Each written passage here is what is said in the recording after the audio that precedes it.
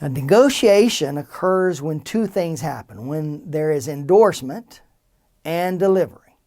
So when you have received a check, if you've ever received a check in your life, you know that one of the things you must do is sign it on the back. There's a little box. You sign in that box. What you are doing is you are endorsing the check. You are saying, this check is good. I stand behind this check. And then you hand it to the cashier if you're depositing in the bank, and now you have negotiated the check. Meaning we have transferred money without any actual delivery of money. And so similarly, a document of title can transfer ownership of goods without actual delivery through this process of negotiation. And like I said, negotiation is a form of transfer in which the transferor can actually transform more rights than the transferor had. The transferee takes the goods, takes the document of title, free of any defenses that a party may have against the title. Now, this is only available to what we call good faith purchasers, or bona fide purchasers. A good faith purchaser of a document of title is protected from risk, meaning the good faith purchaser takes the goods free of any claims against those goods. Now, this often arises in the context of a security interest. Company goes to a bank, they need operating funds, they will give to the bank a security interest in certain collateral, usually things like their inventory. Bank has a superior right to the goods in inventory. However, if I transfer a product from that inventory to a good faith purchaser, the good faith purchaser is going to take the goods without any claim by the bank against the goods. Now, how do we get to be a BFP, or a good faith purchaser, or a holder by due negotiation? These are all words for the same meaning. One becomes a BFP by purchasing a negotiable document for value. There must be something of value given. It must be done in good faith and without notice of any adverse claims against it. And it must be done in the ordinary course of business or financing. And as I said, the good faith purchaser takes greater rights than the transferor of the document had. The transferor has given a security interest in this inventory to the bank. Nevertheless, the bank cannot come seize the inventory from you. So if you go to a shoe store, undoubtedly the shoes in the store are subject to a security interest. Their inventory, subject to a security interest given to a lender. You buy a pair of shoes for value. You are unaware of the fact that these shoes are subject to another lien, and you are doing this in the ordinary course of business. You are buying shoes as a person would normally buy a pair or two of shoes, and you walk out the door. That means that you are a BFP. That means that the bank, who has lost a bit of its security interest, has no right to come and take the goods from you, take the shoes back. For value, there must be something of value given. A gift does not create a BFP. There must be money paid. It must be in good faith, which means to say, we don't know about any claims against it.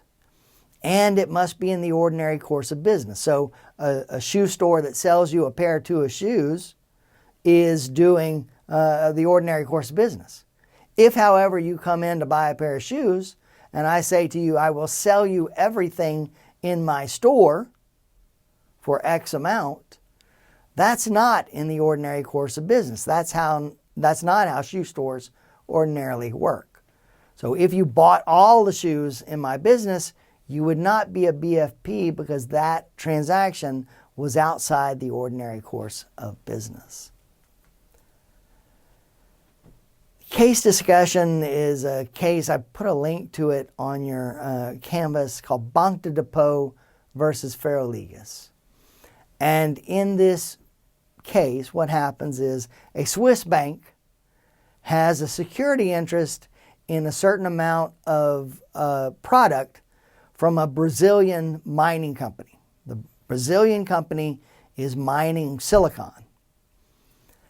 And that silicon is subject to a security interest in favor of the Swiss bank, the Banque de Depot.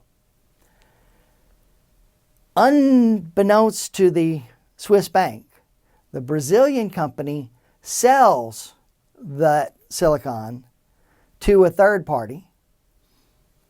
It receives a bill of lading in exchange for that, for delivery of the silicon to the carrier. And then it sends the bill of lading off to another party. Now, the Swiss bank discovers where the goods are. It discovers the location of the silicon. They are in a ship that is temporarily parked in New Orleans, Louisiana, in the USA. Swiss bank now sues for what's called attachment. A writ of attachment means I can seize the goods to cover this pre-existing debt. So I know that this is the silicon subject to my security interest. And so the bank says, we want to take that back. That belongs to us.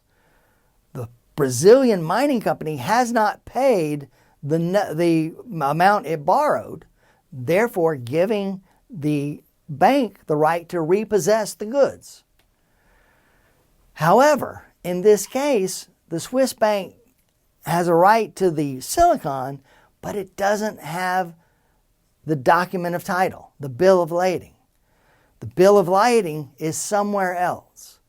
And so the court refuses to allow the Swiss bank to take the silicon, despite the fact that the silicon is the inventory subject to the security interest. Nevertheless, the court refused to do that because they said the Swiss bank's right of action was not against the actual goods, but should be against the document of title, the bill of lading. That's what the Swiss bank should have been looking for, was the bill of title, not the actual goods.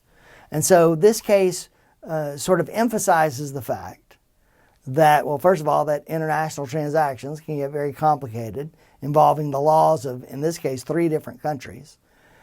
However, it stands for the idea that ownership of the goods has been separated from possession of the goods, and now ownership, as reflected through the bill of lading, is the most important factor in determining who has a right to the goods. And if the